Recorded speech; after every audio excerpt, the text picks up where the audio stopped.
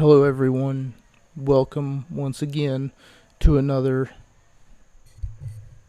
Sorry about that. I didn't know that I had my microphone.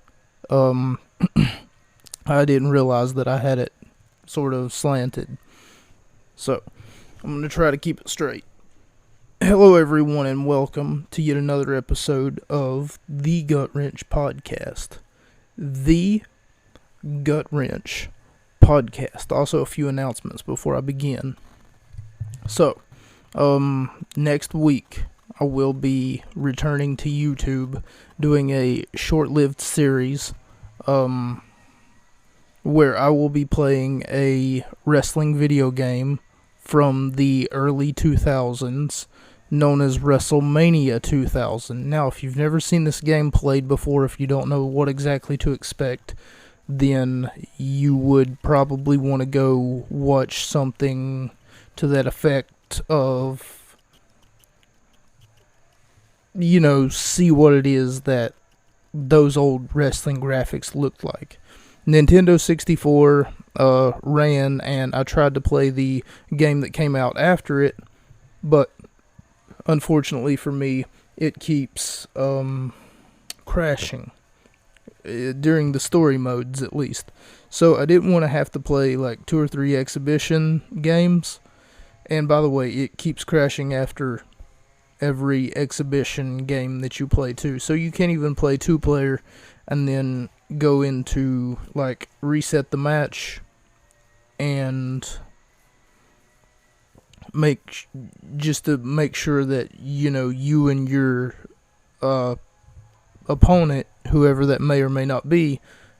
And plus, if I was to play an exhibition mode, some of my flaws would be extremely highlighted, because then I would get to pick my own opponent, and I don't want to do that. I want to play a story mode where I don't get to pick my opponent. My opponent is picked for me. So anyway, that's what I found to be very interesting about the YouTube or whatever I'm going to be using. It's called OpenEMU, and it's on my Mac that I have here, but I should probably focus on trying to get a new computer. This week I wanted to look at I should probably focus on getting a new computer if I want to play games and things of that nature. But it's good. It's fine. It's dandy. It's everything under the sun. Also, if you happen to hear someone cutting grass in the background, I do apologize. Apparently, we couldn't have done this at a more adjusted time. Some of this really makes me mad, but it's fine. It's whatever. I mean, it's all good.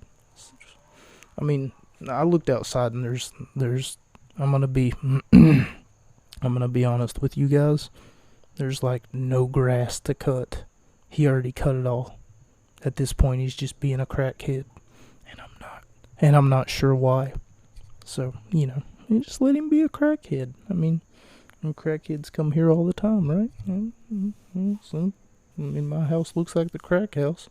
Oh, look at that, Jennifer. That's the crack house. Stay away from that place.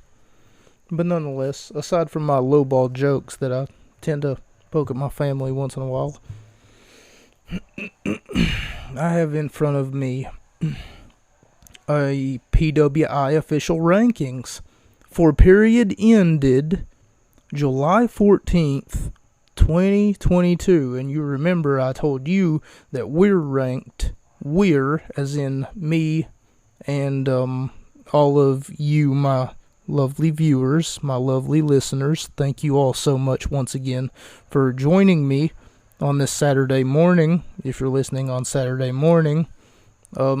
My name, by the way, in case you don't know, is Mocha, and this is the Gut Wrench Podcast. Well, you already knew that last part. I shove it down your throats all the fucking time. But anyway, we're going to take a look at these PWI official rankings because there was a few that I found to be very, very interesting. Also, something else that I found to be very, very interesting while I was reading over some of this magazine here was the fact that on page 39 they reference a few podcasts, but they leave mine out of the conversation. That's interesting. You know what? This is the worst kind of discrimination. The kind against me. And I don't like it. So you know something, PWI Magazine, or for that matter, PWI Pro Wrestling Illustrated, Pro Wrestling Insider, I'm calling you out. Meet me in the ring, 10 o'clock tonight. That's right, you heard me. Saturday night. Saturday night's main event. It's going to be me versus one of you assholes. Because the way that I see it, I can beat somebody up who's writing a fucking magazine article. That'd just be golden. That'd be like sprinkling seasoning over my potatoes. And in case you don't know, whenever I was younger, my dad used to call me the tater monster. So that's why I said sprinkling seasoning over my potatoes. Because, I mean, why would you eat unseasoned potatoes, you monster? Anyway, the number one heavyweight in professional wrestling today, according to PWI's ranking, is Jon Moxley. 234 pounds, and he's from Cincinnati, Ohio, and he's apparently ranked number 7 over here in the overall. Let me think. No, not most popular. No, he wouldn't be under most hated. Samil? What the hell is that? There's one category that's CMLL. I'm not really sure what that is. MLW. Okay, Hammerstone. Alex Hammerstone. Yeah, that makes sense. Independent. I've heard a lot about Hammerstone, but never really seen the guy. And Jacob Fatu too. Yeah. I guess it makes sense. Octagon Jr. Holy fucking shit. Why would they have a wrestler named Octagon Jr.? They already have a wrestler named Pentagon Jr. Well, now he's Penta Jr., but that's not the point. Why would there be a Penta Jr. and an Octagon Jr.? Is that just a parody of... I might have to do some research on this guy. New Japan, Jay White is your champion, and Will Ospreay. No fucking surprise there. Will Ospreay is the number one contender for... And Okada is second. Yeah, of course he is. Carl Anderson is ranked 5th. Wow. Juice Robinson is ranked 8th. It's good to see sometimes that Impact Wrestling gets their stars over in New Japan hitting the rankings, and they hit them really hard. But anyway, the heavyweights division, Jon Moxley is number 1. Roman Reigns is number 2. Jay White is number 3. Satoshi Kojimai is number 4. Josh Alexander is number 5. I think Alexander should be number 4. Wardlow is number 6. I think Wardlow should be number 5. Trevor Murdoch is number 7. How the fuck is Trevor Murdoch number 7? Now, if you'll remember a few weeks ago, we did end up talking about Murdoch and Cade. I got to meet Murdoch. He signed something for me. I think it was like a napkin. And unfortunately, I ended up losing it like years later. It was probably something stupid like a piece of paper, you know.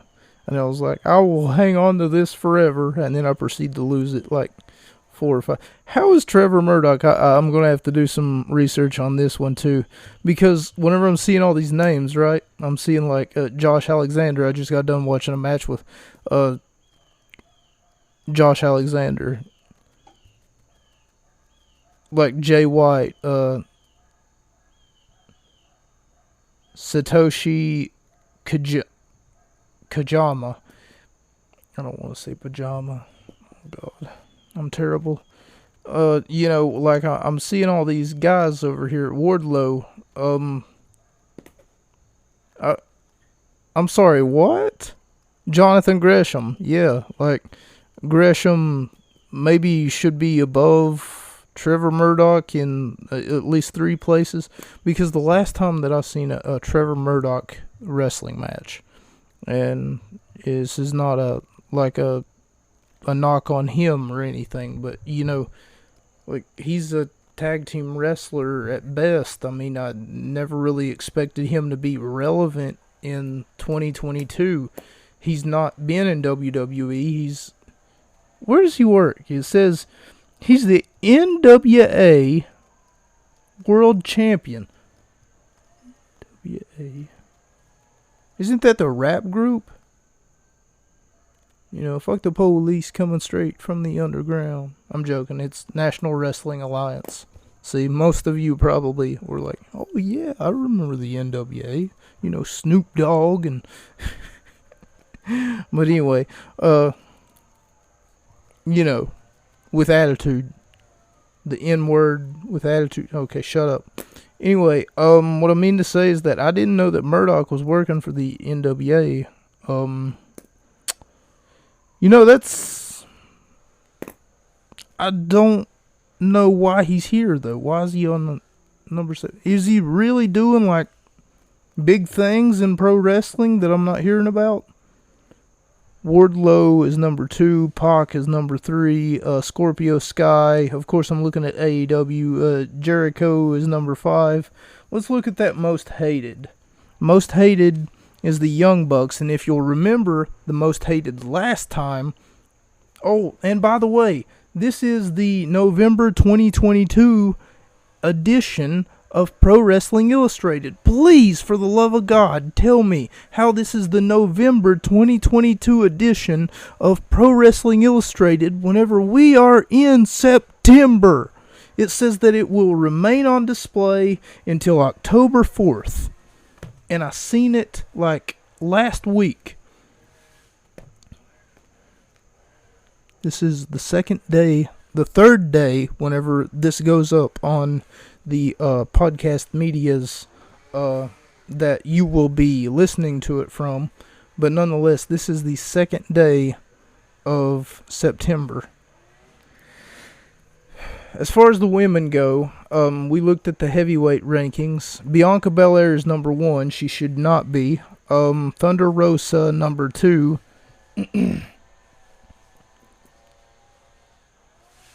Well, if they're going to put her at number 2 and Bianca at number 1, I mean, there is no hope. And there's something else that's a little bit impolite.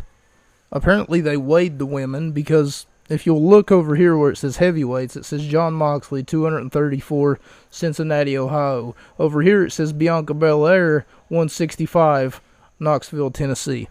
Do you want to know something, guys? I hate to do this, but one of the... I mean, it's just like, common knowledge, and it's sort of like... Oh man, what do they call it? Do they call those manners? What's manners again? Is that whenever I'm not supposed to walk up to a girl and ask her, "Hey, how much do you weigh?" Or for that matter, find the information about how much that she weighs and make it public? I mean, Thunder Rosa weighs apparently 119 pounds. Liv Morgan weighs 117 pounds. But whenever the men come out, usually they'll say something like, from, Death Valley weighing 245 pounds. The Undertaker, which we all know the Undertaker probably weighed well north of 245. I mean, he was at least 260, am I right? But that's not the point. The point is that whenever the women come out, they usually say something like, from Tijuana, Mexico, Thunder Rosa. Did you notice what I said there? From Tijuana, Mexico, Thunder Rosa, who's ranked number 2. Yeah, I didn't mention how much that she weighs. Unlike whenever I'm saying something like weighing 265 pounds from Pensacola, Florida, Roman Reigns. I'm not sure why it's important that I know how much Roman Reigns weighs, but at the same time, I'm glad that it is important, or at least important enough for them to say anything about it. The reason for that being is because if I see a big, fire truck of a man walking down a wrestling ramp, I'm going to want to know how much he weighs. You see what I'm doing? I'm being facetious. Yeah, I'm basically... I'm taking a punch at this magazine here. Because why in the fuck would I want to know how much Liv Morgan weighs? No. Oh, okay. Okay, you want to know what happened here? In case you don't know, Tyra Valkyrie. She is the AAA and MLW Women's Champion. They have for her weight, because they put everybody else's weight, made it public, UNK. I'm assuming that means unknown. Either they couldn't get it while they were asking for it. They were asking her for it. I'm going to be honest with you guys. If you guys don't know who Tyra Valkyrie is, she's a big girl. You know... that thing I said about being facetious? Yeah, well, this is why... I mean, they should just put UNK for all of them. Because Jordynne Grace, the number 5 spot, got a UNK too. She got an unknown. She's the Knockouts World Champion. By the way, we're going to be talking about Jordynne Grace. But... then, after 2 unknowns, they come down here to number 6, and we get 114, Saraya, I guess is her name, Syuri,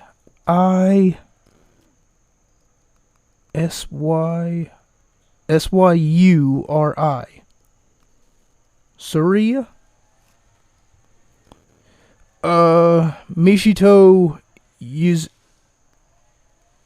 Michito Udamashi, and she's unknown, so she's probably a big girl. AEW number 1 contender, is she really? Let me look at the women of AEW. They don't have a column for that. What are they, stupid? I could organize this better in my sleep, man. Come on now. And I love how Impact Wrestling, Josh Alexander is number 1 because he's the champion. Mike Bailey, of course, is ranked number 1 because actually he's a champion too. Rich Swann's number 2. Ace Austin is number 3. Eric Young is number 4. Trey Miguel is number 5. Kenny King is number 6, but I just watched him get the hell beat out of him by, I would assume, who they kept calling the Red-Headed Rebel in Heath Slater, but I'm not allowed to call him by his last name because I'm only supposed to call him Heath because his last name Slater, in case you don't know, is locked up in a safe somewhere because he can't own the rights to it. Number 7, Sami Callihan. Number 8, Moose. Number 9, Joe Doring. And number 10, Chris Sabin. Nowhere on this goddamn list is the number 1 contender to Josh Alexander's actual Impact Championship, and it pisses me off. But at the same time, this is for the period ending in July 14th, 2022. And we are in September, and this magazine is dated for November. What? Wait, what? Where do the rankings begin? On what? Like, they should... God. I'm so sorry for trying to confuse anyone out there who came here to listen to a wrestling podcast. Oh, and there she is, the Rise of the Valkyrie. I'm going to have to read this later. Yeah, I'm going to have to read that later. But anyway, they had a poll that they did. Oh, poll number 40. If you listen to wrestling podcasts, which one is your favorite? Here's your options. Jim Cornette, Busted Open, 83 Weeks, or Others. Do you know what your others choices was? Others vote getters apparently is Talk is Jericho, AEW Unrestricted, Jobber, Tears, Podcasts. Others, 72%. Jim Cornette got 15% of the votes. Busted Open with Bully Ray got 9% of the votes. And 83 Weeks with Eric Bischoff got 4% of the votes. So, I want to know something, PWI, Pro Wrestling Illustrated magazine. Where was my podcast in these votes? Been around almost a year at this point, and you have yet to acknowledge that I am the number 215th ranked podcast according to I think it's called Podkite, according to podkite.com.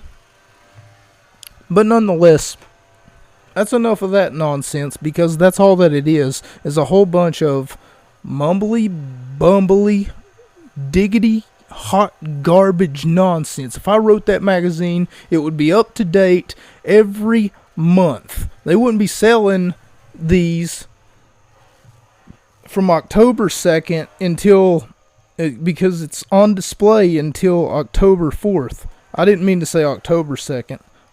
Until September 2nd. Until October 4th. And then call it the November 2022 magazine and not even update the god dang rankings. Because if you would take pen and paper and actually write down what it is that I said, or for that matter, if you can remember half of it throughout the duration of this episode, or for that matter, if I was to keep it on that page and then we was to, go through these episodes right here, some of those rankings wouldn't make much sense. So I'm about to make them look like a whole bunch of fools. This week, I wanted to look at a pay-per-view from 2016 or 2018 or something like that, just to, get the juices flowing and be like, hey, here's what happened then, and you can draw parallels to what's happening now. But what I ended up doing, because I seen it, because they had it on their recently played, I ended up watching a pay-per-view from last week, I want to say. A Impact Wrestling pay-per-view event. Also, one other thing. It's sad to see Bobby Fish go. Also, one more other thing. Even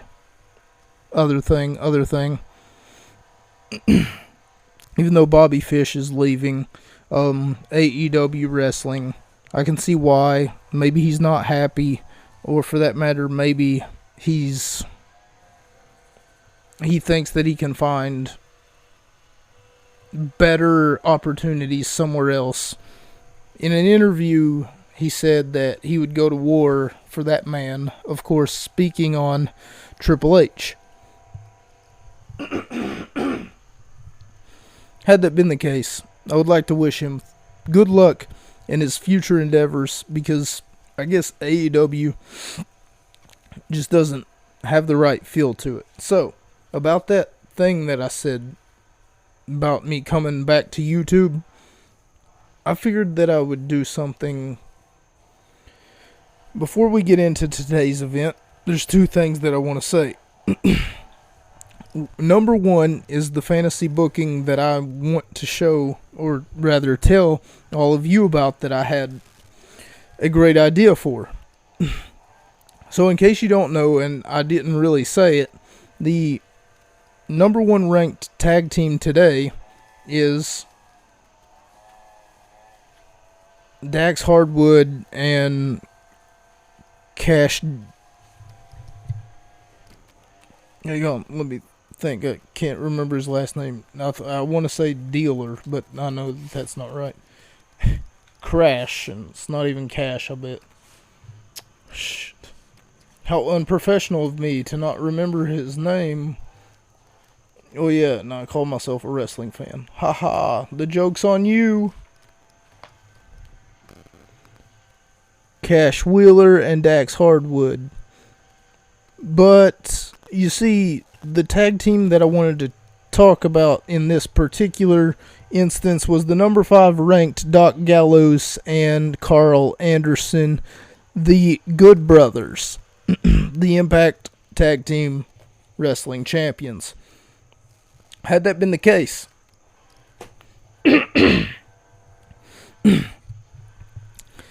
had it been me who was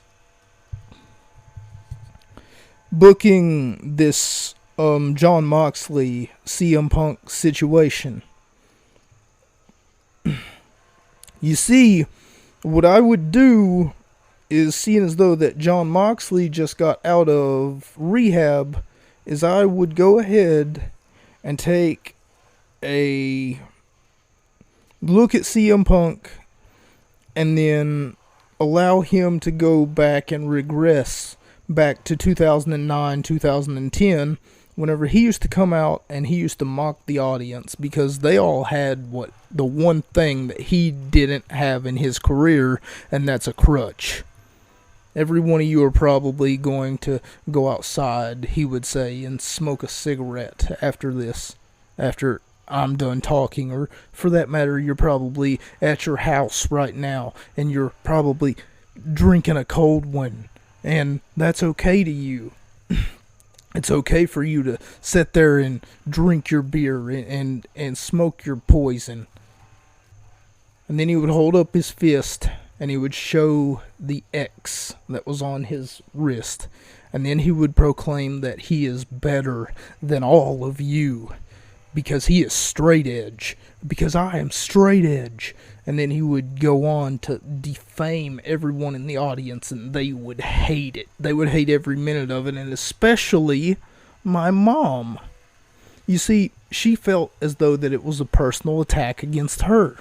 And in 2009, Jeff Hardy got arrested for a DUI. In 2010, one of the 2 years. Nonetheless,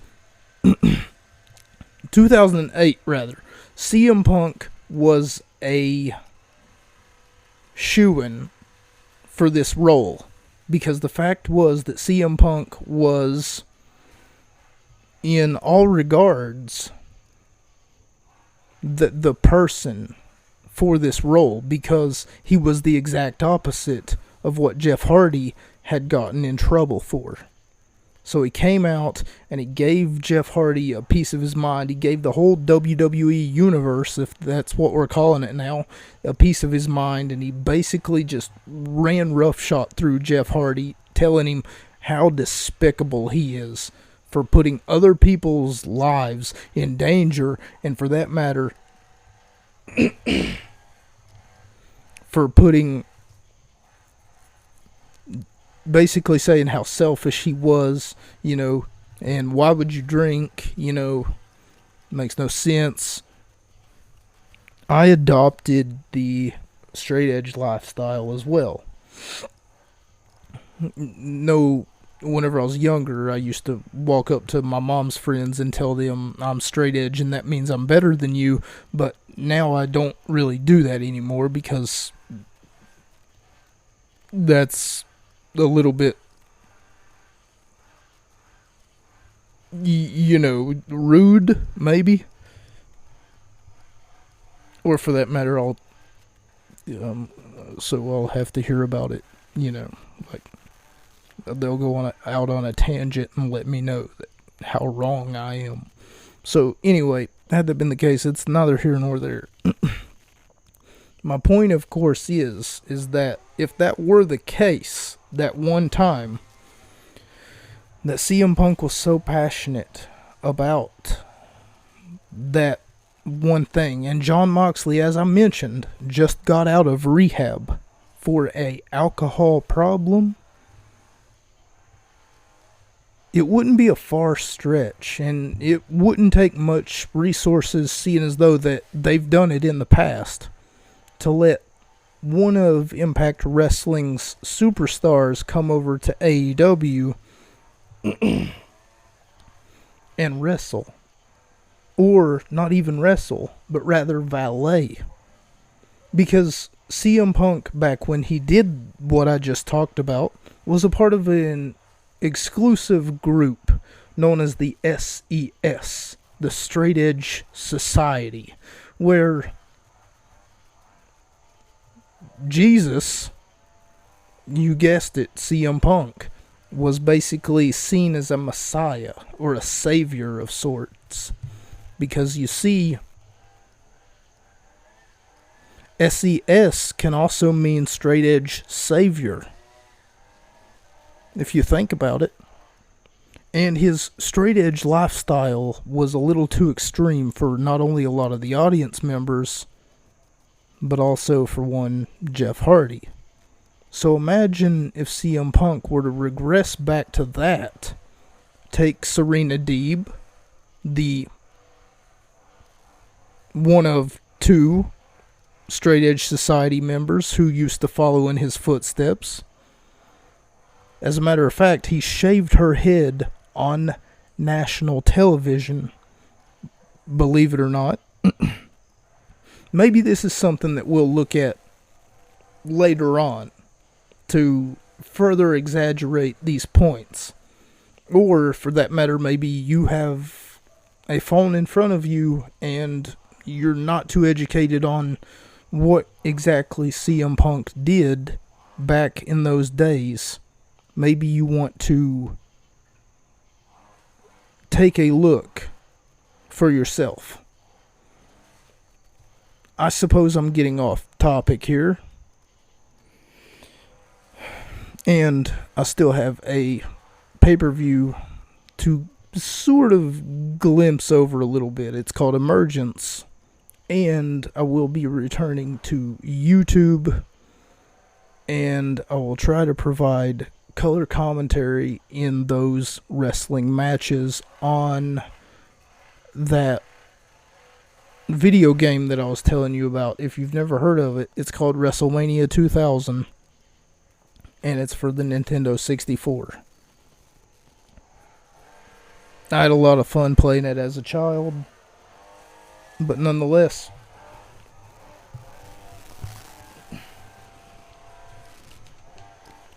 I say that we start this wrestling review. Emergence 2022. They really didn't give me a date. They didn't say, good evening, ladies and gentlemen, it is August, or it is September.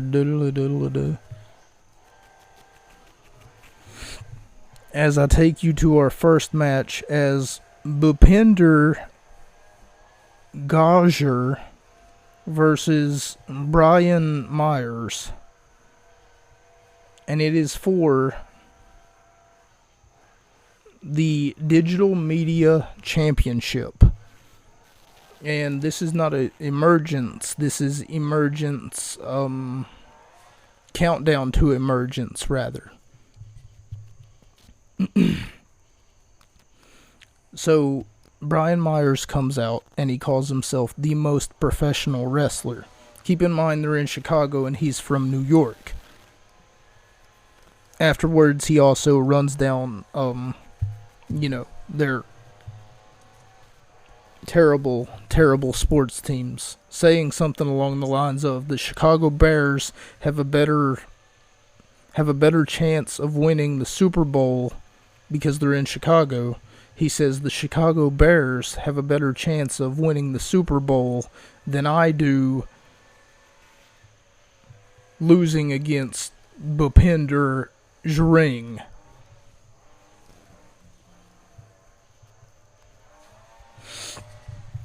And I gave it 3 out of 5 stars. It was honestly a decent contest. A nice little back and forth and a nice opening contest as well.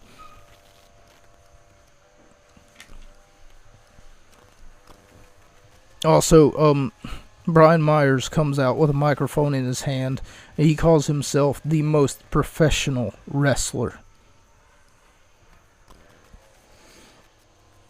I'm not really sure what that means, but we'll just go with it for now.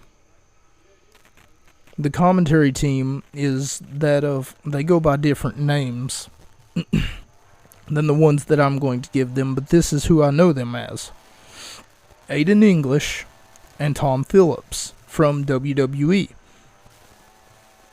But they go by completely different names. I know Aiden English as the drama king rather. But that explains something too. Around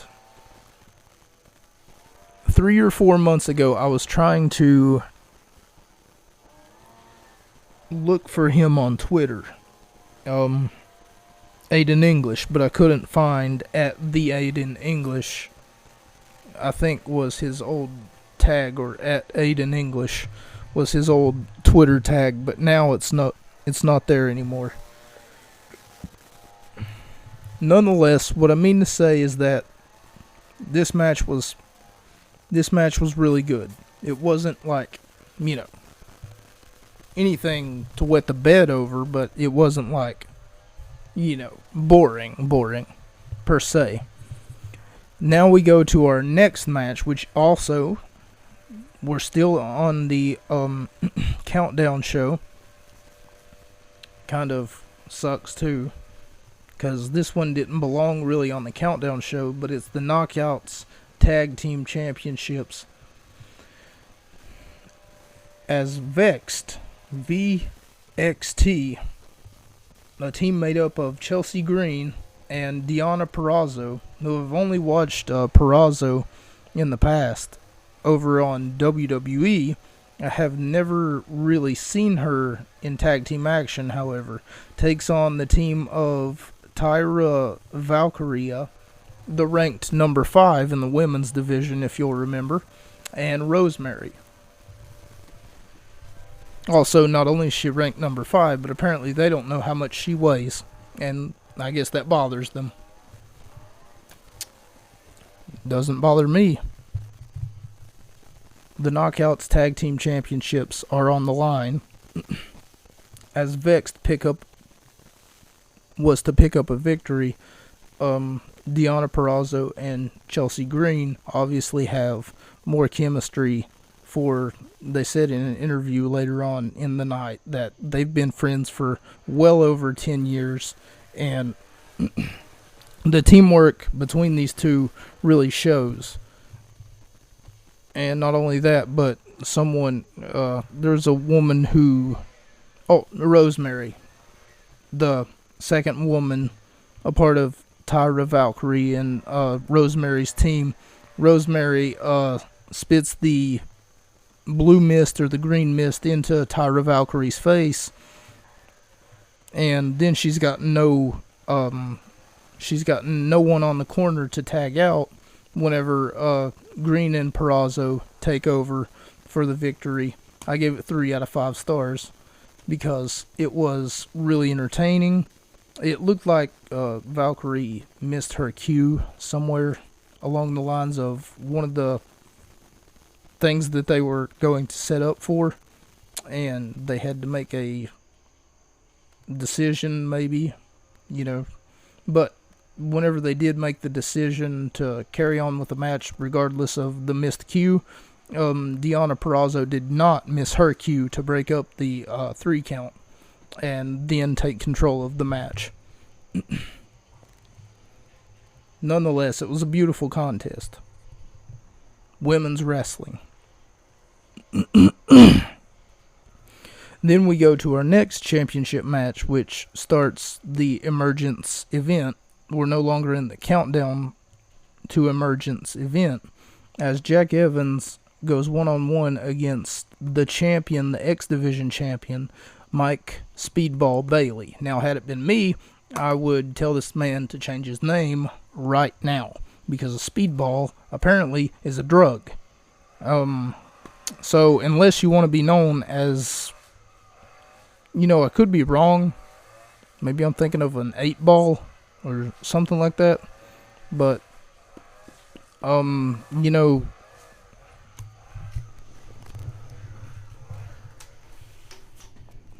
what it comes down to is the fact that it sounds like it's a narcotic of some sort. What? Narcotics? I'm not talking about those. Nonetheless, what I mean to say is I gave it 4 out of 5 stars. And because Mike Bailey was, honestly, his energy was hard to match. I could see why he's the X Division champion. I'd seen people like Mike Bailey before who had held the X Division title. Only I feel as though that they've held it better than he has. Samoa Joe comes to mind, and Joe is a big boy. Whenever I say a big boy, I mean there's a reason he was the X Division champion despite not being in the X Division at all, because he couldn't make weight for the X Division, because he was over their weight limit. Highlights from the weeks leading up to Sami Callihan and Steve McKellen start to show. So this is the first time that they're actually showing us highlights from a rivalry that they've actually had here. From a rivalry to one of these wrestling matches. They're trying to make it look like it's a grudge match between the Death Machine, the Draw, Sami Callihan, one half of a tag team that I came to know as the Switchblade Conspiracy. Anyway, Callihan and Steve McKellen, and this match could have been a lot better, but basically McKellen just attacks Sami Callihan from the ring entrance while Sami's trying to make his entrance. And this is my first time watching Sami Callihan and Steve McKellen. Yeah, I gave it 2.5 out of 5 stars. It was somewhat entertaining. Didn't have any high energy spots like Mike Bailey or like Deonna Purrazzo and Chelsea Green had. They had great chemistry.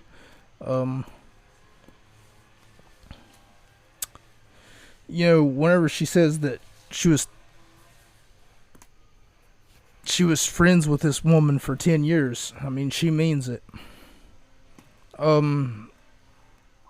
Yeah, it was a hardcore match, and at first I thought that we wasn't going to get any contest. The reason being is because whenever Steve McKellen attacks Sami Callihan for the match, the bell never rings, so I put 1 rating here of no match / no contest, and then later on I had to change it to 2.5 out of 5 stars, because it was really put together last minute. It looks like it was sloppy. It doesn't look too well drawn out, too well, like they don't tell as good as a story, basically, of other wrestling matches that I've seen in the past, or other highlights rather, because I've never really watched a Sami Callihan match. But anyway, Violent by Design faces off against Violent by Design is made up of 3 people: Joe Doring, Eric Young, and Cody Deaner. Violent by Design takes on Chris Sabin and Kushida. Kushida, who I'd seen in WWE before, but once again, this is my first time seeing Kushida in a actual wrestling match. The last time I seen Kushida, I remember seeing him on a WWE mobile game called WWE Supercard. And that's about it. I didn't know anything about the man. I don't know if he went to NXT and then after that just decided, you know what, NXT is just not for me. I want to be on a main roster, or I want to be somewhere else that's going to make me happy. Kushida must have had a falling out with WWE somewhere. I guess I should have done some reading up on that before coming into this match. Nonetheless, it was beautiful. I gave it 4 out of 5 stars. This whole event looked really good. It was Eric Young and Cody Deaner who did most of, if not all of, the match here. Joe Doring was on the outside, and he only got involved one time, and that was whenever the referee wasn't looking. He decided to push off Kushida and Sabin off of the top rope. Do apologize for all of the noise that you're hearing right now. I cannot get a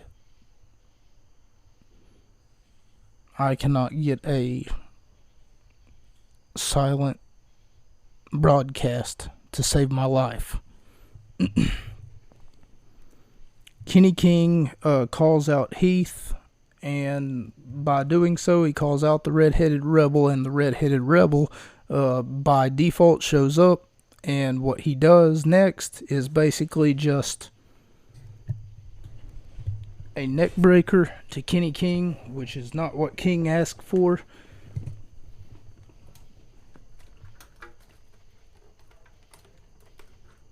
Sorry about that. Figure I'll try to muffle the noise of them yelling at each other upstairs. Anyway, Kenny King did not ask for a neck breaker, and he's basically mad about it because while he was distracted by Sami Callihan and Steve McAllen basically beating the holy hell out of each other, he turned around and just got hit. He got. Our next match is a Triple A attraction match. Now, in case you don't know what Triple A is, Triple A Luchador Wrestling is seen as, to some people, being one of the top wrestling companies in the world, and I can see why. They're award-winning, they're magnificent, they're high-octane, fast-paced wrestling action. So, basically, they've got 1 or 2 guys here who are maybe from the AAA. I really don't know, like, who's actually a part of Impact Wrestling's roster. Like a roster count, I don't have that on me. I don't have a piece of paper telling me, hey, this is Impact Wrestling's, roster, perhaps. As Bandito, versus Ray Horus. And they talk about a little bit how Ray Horus trained with Rey Mysterio. Rey Mysterio Sr., not Junior, not the Rey Mysterio that you see doing the 619s. Rey Mysterio Sr., which I thought was very interesting. I thought this match was honestly, there were times when it would rally, very fast-paced, very high-octane action, as I said before, because AAA Luchador Wrestling never fails to impress me, because it's nothing but the best of Luchador Wrestling. And in case you don't know, they said it here, Luchador translates apparently to free fight. Free fight? What exactly does that mean? You know, I didn't know that, but now I think I'm glad I do. Nonetheless, we come to our next match. Oh, just glossing over the fact that I didn't tell you where the rating was. So we had a passionate crowd here. They were honestly like split between Bandito and Rey Horus. I gave it 5 out of 5 stars. I thought it was a beautiful contest, and I thought that it honestly deserved the 5 out of 5 stars. Man, I already lost count of how many 5 out of 5 star match ratings that I've given. You know, I wish there was someone keeping up with those, you know, just someone putting a tally mark beside something every time that I said 5 out of 5 stars. Not every time that I said it, because I've already said it 3 times here, but rather every time that I've rated it, you know. That'd be a pretty cheap way of getting, you know, every time I say the word 5 out of 5 stars, you put a tally mark beside of it, and then you just say, okay, that's another rating. I mean, what if I'm saying it as an example, you know?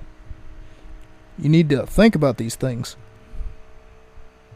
Honor No More versus Bullet Club, and if Honor No More loses, then they are disbanded. So Honor No More is apparently it's very hard for me to find a story in this clusterfuck of a match, but basically this match is a 5-on-5, no disqualification, no rules, no regulations, no countouts, anything goes type of match, but the pinfall must take place inside of the ring.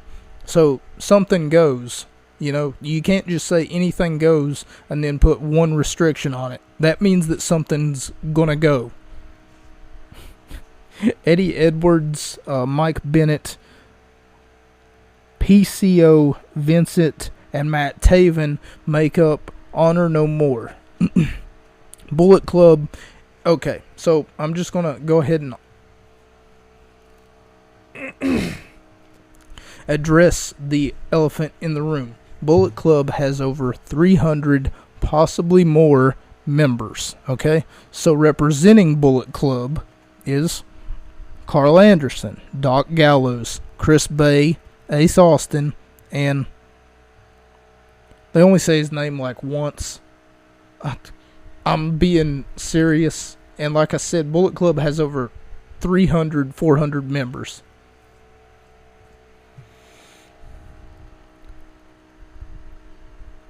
Hikuleo.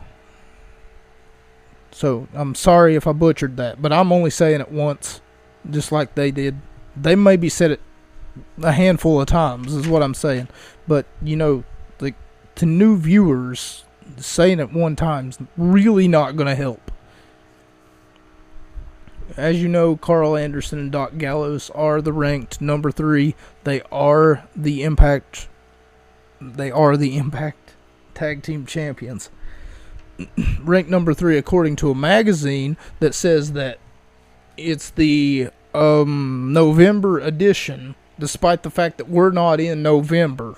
We're 2 months away from being in November. What is it? No, we're in September. Yeah, we're in 2 months away from being in November, and they want to, like, what's that do for them? Does that, you know, oh, look, the future. Spoilers into a wrestling match or a wrestling event. No, it's not. Stop lying. And plus, poll number 40 needs to be fixed. Where's my podcast? I'm ranked number 241. And for that matter, where's anyone else's podcast? I follow a whole bunch of podcasts on Twitter, including Jaded Wrestling. Where's their podcast? Where's Where's the Hill Truth? Where's his podcast?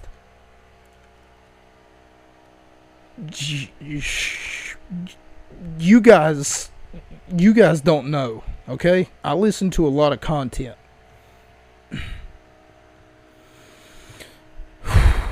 It makes me mad that they only acknowledge the podcasts that they want you to listen to.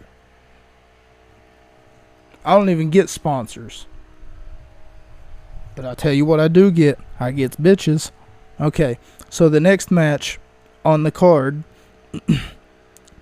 I gave that one 3.5 out of 5 stars. It was honestly a clusterfuck of a match.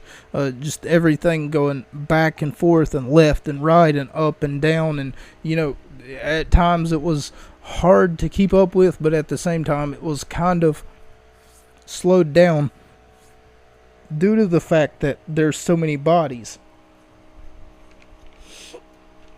Due to the fact that there's so many bodies and there's so much going on and so much happening. I think that they realized that. I think that they realized, hey, wait a minute, we're going to have to maybe, slow it down.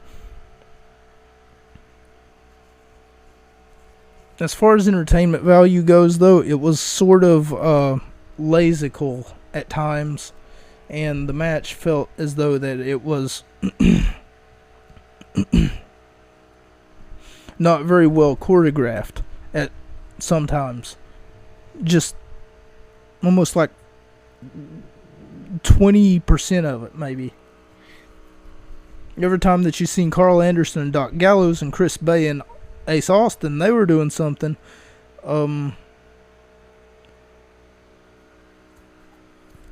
But I don't know about Honor No More. They seem like that they could have been anywhere else,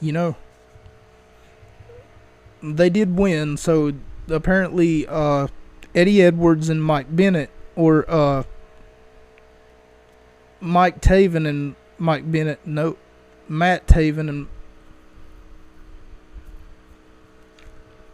I'm going to stop talking, but apparently 2 of their members are going to get an Impact Wrestling Tag Team Championships match, which had it been me, I would have scrapped this entire thing. I would have told them, as Scott D'Amore, if I was Scott D'Amore, to pick 2 members of Honor No More and have them face off against Carl Anderson and Doc Gallows, even if it was a non-title match, even though this is the pay-per-view, I don't know. I mean, if it's such a big deal for Honor No More to have a title shot against Bullet Club, rather, 2/300ths of Bullet Club, roughly. I mean, that's a guesstimate. Nice little estimation. The next match, I give it 3.5 out of 5 stars. If I didn't already say that. The next match on our card that I've been trying to get to is the Knockouts Championship. Mia Yim, the challenger, faces off against Jordynne Grace. And she was ranked number 4, right? Number 5 was the Jordynne Grace. I guess it doesn't matter. It doesn't really add anything to the story. But if you think about, their inconsistent freaking rankings that they have, Tyra Valkyrie, Jordynne Grace was number 5, yes. And number 5 was also Doc Gallows and Carl Anderson. Excuse me. Earlier I said that they were ranked number 3 or number 2. It's not important. This is a futuristic magazine, ladies and gentlemen, because it's from November 2022. Oh, great wise man, please tell me the way. Jordynne Grace, the Knockouts champion, faced off against Mia Yim, and honestly, I see nothing wrong with this match. There were a lot of, I won't say false finishes. Okay, I'll give you the highlights. Mia hits a code blue, an avalanche code blue. She thought she had the win, but she didn't. Grace hits a muscle buster, shades of Samoa Joe. Tom Phillips, even on commentary, says, for the love of Samoa Joe, we get a muscle buster. We get a nice pin rally. So one woman goes for a pin, and then another woman, it's almost like Mia tries to Rana her into a pin, and then she flips Mia over, and she gets the pin, does Jordynne Grace, and then Mia flips over a Grace, and then Yim gets flipped over, and, you know, you get this one, almost like the referee's counting each woman's shoulders to the mat each time that they flip over, but he's having to start his count all over from one. It was really entertaining. We get a nice submissions rally, too, as both women have each other in a rear chokehold, almost like, at the same time. I know it sounds impossible, but they made it work, and it was a nice little rally, a nice little back and forth, in case you've never watched tennis and you don't know what a rally is. Nonetheless, I gave it 4 out of 5 stars. Something that I found very significant. Not only is this the second time that I've given a Mia Yim match in 2 weeks 4 out of 5 stars, but also Mia Yim calls herself the HBIC. Now, if she's trying to spell bitch backwards, she failed. I'm not really sure what an HBIC is. And I tried so hard to look at this and then think to myself, what exactly is she trying to spell? 1 second. I'll be right with you.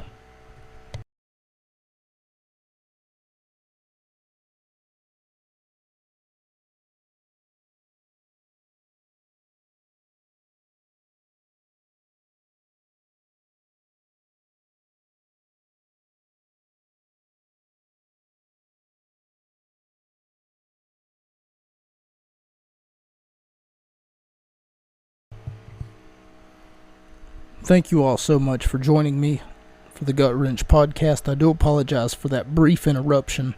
For whatever reason, there was someone passing by my... And I'm still not sure whether or not they're gone or not, but... passing by my bedroom door, which, by the way, isn't a door. I simply have a blanket up. Anyway, we go to our main event, the Impact Wrestling World Championship, as Josh Alexander, our champion, faces off against Alex Shelley, who it is his first ever Impact Wrestling World Championship, and he's worked for the company for 20 years. That's how you paint somebody as an underdog.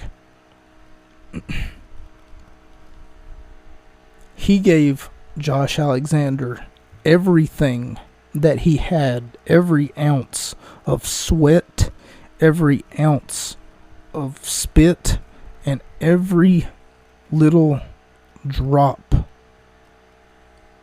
of passion that this man had. He left it in the ring. 111 days as champion, and has only been pinned one time in the last 400 days. If WWE wants to learn how to make a champion, and I'm not saying that they're not doing a good job with Roman, I'm not saying that at all. But if you were to statistically put Josh Alexander against Roman Reigns, and I'm just talking statistics, that number, 400 days, is something that Roman is just now hitting on his championship reign. And Roman has been pinned countless times, probably. He's had his shoulders to the mat probably a few times before someone like the Usos comes in and they just break up the pinfall or something some fuckery happens, like at the 2021, I want to say, Extreme Rules event where Balor was about to win, but then the turnbuckle post came off for whatever reason. It almost seemed like a supernatural event. But it's not important. That's neither here nor there. I mean, they want you to forget about everything like that. The only reason that they're giving Roman such a big push or such a big hoorah in numbers is so that you forget about the fact that CM Punk, who everyone and their mom right now is capitalizing off of the heat between him and Jon Moxley, making video after video after video of the summer of CM Punk and how I would have booked it and how I would have done it so much better. You're not going to get that from me, because I don't think that I could have done the summer of CM Punk so much better than what they did. Yeah. But if you want to paint someone as an underdog, put them in a wrestling company for 20 years and tell them that they're not going to get a title shot. If you want to make someone dominant, eliminate every one of their heavyweight contenders. One by one, they've knocked them down. Josh Alexander has done exactly that. He's one by one knocked down everyone who stepped to him. For 111 days, he's been your Impact Wrestling World Heavyweight Champion. And for that matter, he's been a damn dominant champion. I gave this one 5 out of 5 stars. So that's 2 weeks in a row that I've given 5 out of 5 stars. 2 times in one event, because this one had my heartstrings. Alex Shelley kept, almost like a video game character, responding, or however you every move that Alexander would make, Shelley had a counter for, or if he didn't have a counter, he would kick out of it. The resilience of this young man, Alex Shelley, was so unbelievable, because if you take a look at the tail of the tape, Alex Shelley weighs about 200 pounds, maybe, if he's lucky. You know, if he's wet, he probably weighs 190.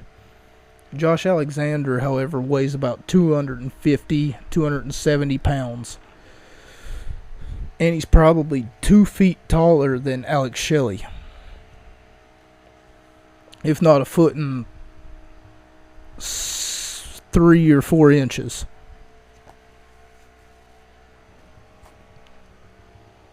But Alex Shelley kept coming back and kept hitting moves and kept dodging and kept running the ropes and kept smacking him and almost like focusing on one focal point of Josh Alexander's body.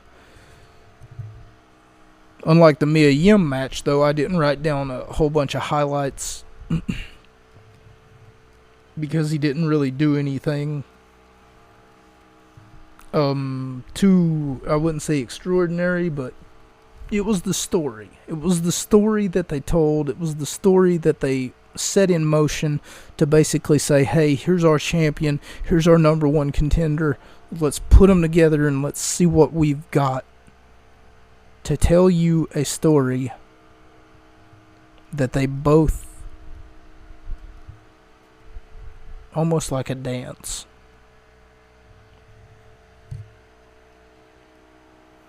Well, ladies and gentlemen, I would like to thank you for joining me this week. Next